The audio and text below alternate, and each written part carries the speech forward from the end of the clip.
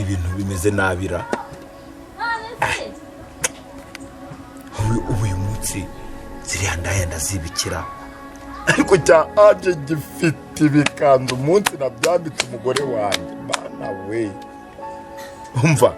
azahita b'umusirimukazi urumva noneho reba nka cya gikanzu cy'umukara kirimo amabara atukura umugore wanjye yagikubise yahita abyibuha abantu bajya bamureba n'iriya nyinyesha bakamuyoberwa bakavuga bati dore umugore w'umusirimu mu gisagara ndagasukasha ariko umva buri munsi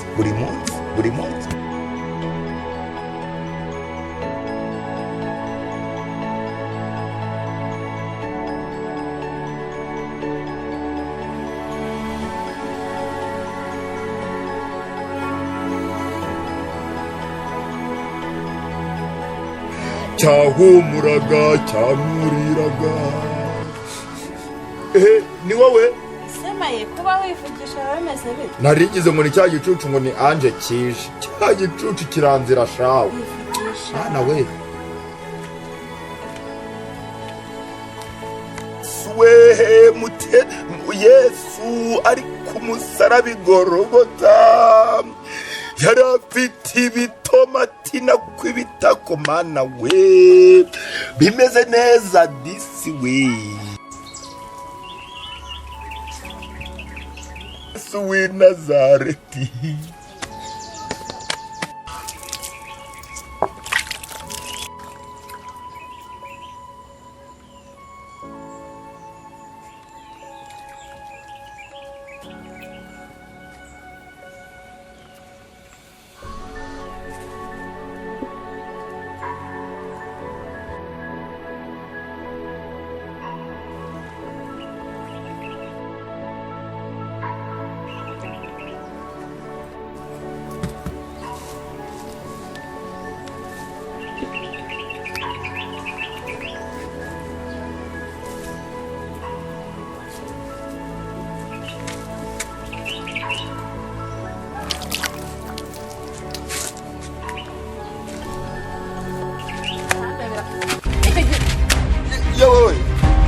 uramora iki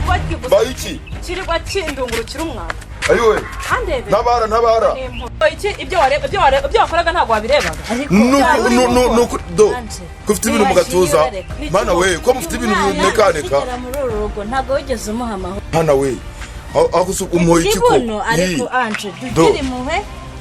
akora muzira koko ibyo yararimo wabibonye uko wakunamye woga ari inyuma yawe akureba wabirebaga kuvuga ngo ndamuzi umuntu arabatabona arajya kureba nashaka kuri toilette nukamuzi nukuri ko Imana ngiye umva nari meze nabi